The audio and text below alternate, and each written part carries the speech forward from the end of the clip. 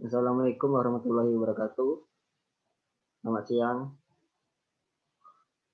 Kami dari kelompok 2 ingin mempresentasikan hasil dari tugas kami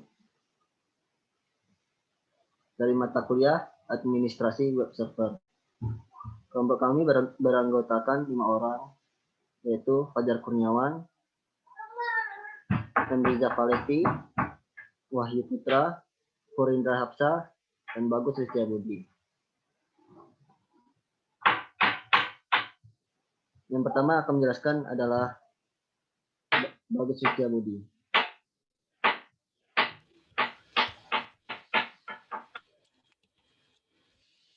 Saya Bagus akan menjelaskan tentang jenis ancaman pada admin server beserta cara penanggulangannya. Nah, di sini kelompok kami mengambil 6 contoh jenis ancaman dan saya akan menjelaskan 2 dari 6 itu. Yang pertama ada DOS atau DDoS. DOS atau DDoS ini singkatan dari Denial of Service dan Distributed Denial of Service. Ini adalah sebuah metode serangan yang bertujuan untuk menghabiskan sumber daya dari sebuah peralatan jaringan komputer sehingga layanan jaringan tersebut terjadi gangguan.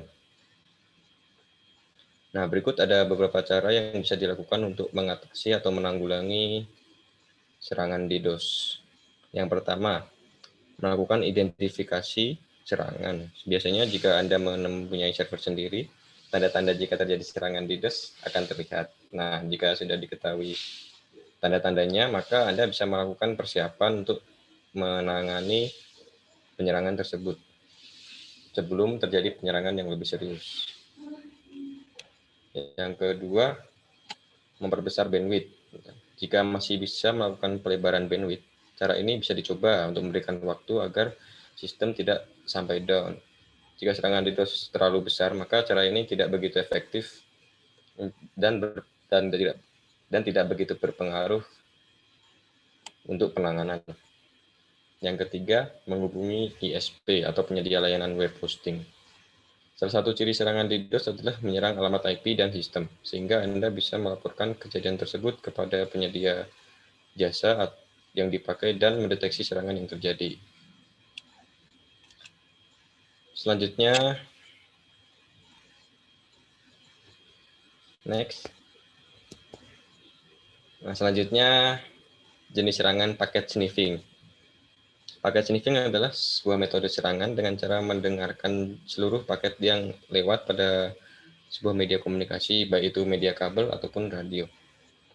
Nah, cara penanggulangannya adalah yang pertama, tidak melakukan aktivitas yang sifatnya rahasia, misalnya email, e-banking, chatting pada suatu jaringan komputer yang belum Anda kenal, jaringan umum, kayak warnet atau kantor yang memiliki jaringan komputer. Yang selanjutnya, kedua, dengan mengganti semua hub yang kita gunakan menjadi switch. Nah, tentunya yang satu ini bukan suatu, namun minimal kita sudah sedikit menyusahkan si penyerang untuk melakukan aksi sniffing dengan cepat dan mudah.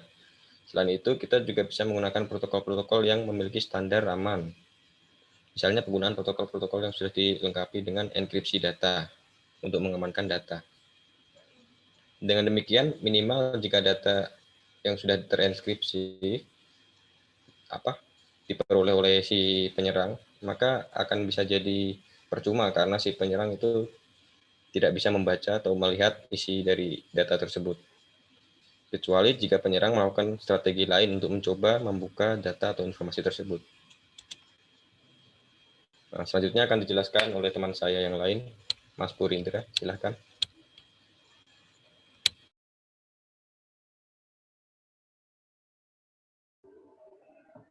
Baik, saya akan melanjutkan yaitu IP spoofing. IP spoofing adalah sebuah model serangan yang bertujuan untuk menipu seseorang. Serangan ini dilakukan dengan cara mengubah alamat asal sebuah paket sehingga dapat melewati perlindungan firewall dan menipu host penerima data. penanggulangan melakukan beberapa hal berikut. Yang pertama, memasang filter di router.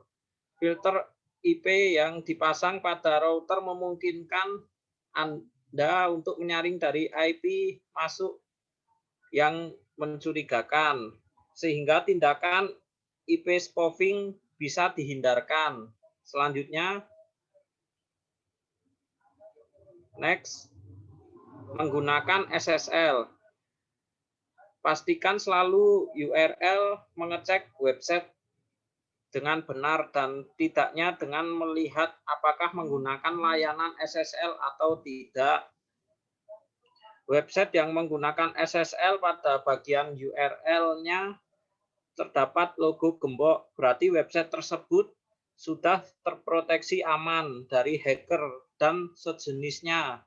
SSL memungkinkan enkripsi 256 bit yang susah ditembus oleh hacker sekalipun. Selanjutnya, enkripsi dan autentifikasi. Enkripsi dan autentifikasi untuk semua yang menggunakan kata sandi, sehingga ada pengamanan double, sehingga susah untuk ditembus oleh orang yang tidak bertanggung jawab. Selanjutnya, next, DNS cache poisoning. Bentuk serangan dengan menggunakan DNS adalah DNS cache poisoning.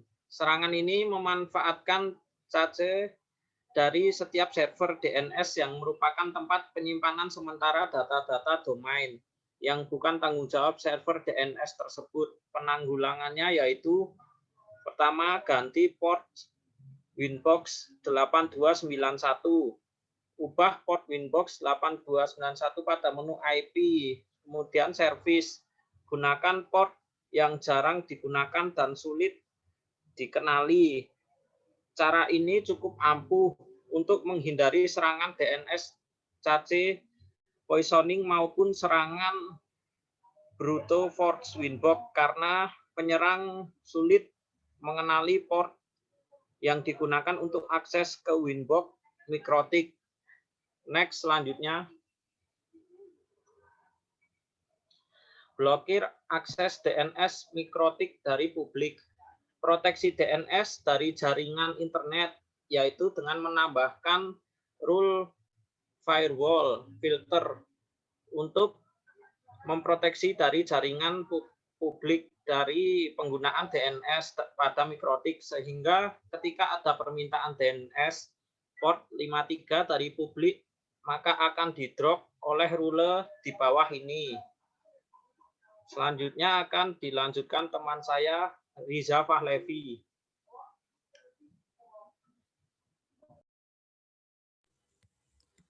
Selanjutnya, worm. Worm adalah lubang keamanan atau celah kelemahan pada komputer kita yang memungkinkan komputer kita terinfeksi virus tanpa harus eksekusi suatu file yang umumnya terjadi pada jaringan. Worm mampu membuat kopi dari dirinya sendiri dan menggunakan jaringan komunikasi antar komputer untuk menyebarkan diri. Worm dapat mengirimkan pesan email otomatis dalam suatu akun tertentu dan mengirimkan seluruh kontak yang ada pada suatu akun email.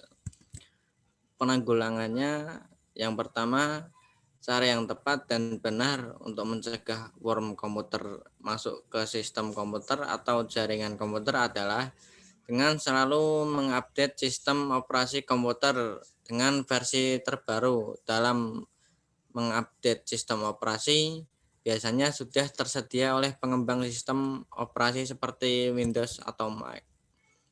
Yang kedua, dengan cara mengupdate service pack dari sistem operasi otomatis akan menutupi celah-celah keamanan yang berpotensi dimasuki oleh worm komputer. Cara ini adalah cara yang paling ampuh dalam mengatasi atau menangkal masuknya worm komputer. Next, Trojan. Trojan adalah sebuah bentuk perangkat lunak yang mencurigakan, malicious software atau malware yang dapat merusak sebuah sistem atau jaringan. Tujuan dari Trojan adalah memperoleh informasi dari target berupa password, kebiasaan user yang tercatat dalam sistem log, data, dan lain-lain, dan mengendalikan target seperti memperoleh hak akses pada target. Penanggulangannya yang pertama, lakukan langkah pendeteksi keberadaan Trojan pada komputer. Pendeteksian Trojan dapat dilakukan dengan cara-cara sebagai berikut. Next. Yang pertama, text list. Pendeteksiannya dengan melihat daftar program yang sedang berjalan dalam text list. Daftar dapat ditampilkan dengan menekan tombol kombinasi CTRL, ALT, dan Del, atau klik kanan pada kolom toolbar lalu klik text manager. Selain dapat program yang berjalan, pemakai dapat melakukan penghentian terhadap suatu program yang dianggap aneh dan mencurigakan. Namun beberapa Trojan tetap mampu menyembunyikan diri dari text list ini. Sehingga untuk mengetahui secara program yang berjalan secara keseluruhan perlu dibuka sistem information utility msinfo32.exe yang berada di C program file, common file, Microsoft Share, msinfo. Tool ini dapat melihat semua proses itu sedang berjalan baik yang tersembunyi dari text list maupun tidak. Hal-hal yang perlu diperiksa adalah path, nama file, property file, dan berjalannya file.exe serta file.dll. Yang kedua adalah netstat. Sebuah Trojan membutuhkan komunikasi. Jika mereka tidak melakukan komunikasi, berarti tujuannya sia-sia.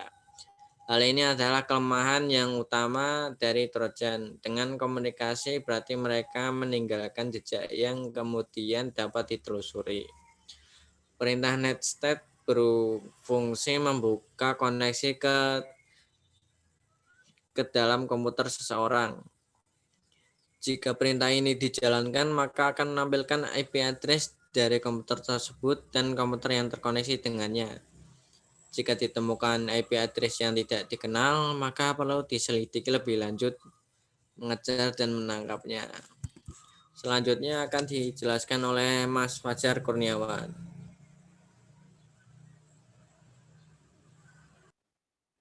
Selanjutnya, bentuk integrasi dan konfigurasi server dari teknologi lama ke teknologi yang baru. Admin server harus bisa melakukan benchmark, uji coba, dan mendapatkan hasil statistik tentang operasional server, lalu melakukan perbaikan untuk membuat hasil benchmark yang memuaskan. Tidak hanya memperbaiki ketika rusak, sebisa mungkin admin server harus mengantisipasi kerusakan. Bagaimanapun caranya, kerusakan harus diminimalisir. Apabila ada beberapa bagian yang membuat server bekerja dengan lambat, mungkin karena salah konfigurasinya. Terlalu banyak file-file sampah dan juga data tidak berguna. Next. Yang pertama harus dilakukan maintenance secara berkala terhadap server. Dan lihat apa yang terjadi setelah maintenance dengan melakukan benchmark. Apabila setelah maintenance terjadi penurunan nilai benchmark, pasti ada sesuatu yang terjadi saat maintenance. Hal-hal seperti ini harus diatasi oleh admin untuk membuat server yang di manajemen berjalan dengan optimal. Pengecekan yang paling akurat dan cepat adalah melakukan pencatatan atas setiap perubahan yang terjadi. Dengan menuliskan log perubahan, maka kita bisa tahu kira-kira bagian mana yang terakhir kali diubah dan mengapa, dan kemungkinan terjadi kesalahan saat perubahan itu. Selanjutnya akan dijelaskan oleh Mas Wahyu Putra.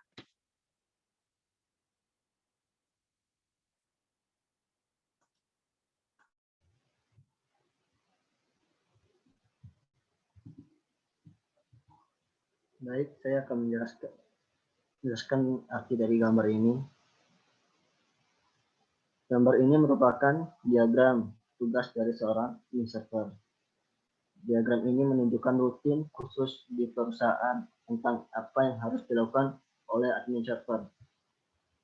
Yaitu seperti pertama, mendatangi server, melihat aktivitas log, apakah ada yang mencurigakan. Yang kedua, apabila ada kecurigaan, maka dilakukan troubleshooting. Yang ketiga, mengecek usia software yang digunakan, apakah ada update. Apabila ada update, lakukan backup terlebih dahulu, baru lakukan update. Lalu melakukan integrasi dengan teknologi baru jika ada, dan melakukan konfigurasi untuk menyesuaikan keadaan perusahaan. Yang terakhir, mengatur pengguna, menambah pengguna baru, atau menghapus pengguna lama. Sekian presentasi dari kelompok kami. Jika ada kekurangan kami mohon maaf. Wabillahi taufiq wal hidayah. Assalamualaikum warahmatullahi wabarakatuh.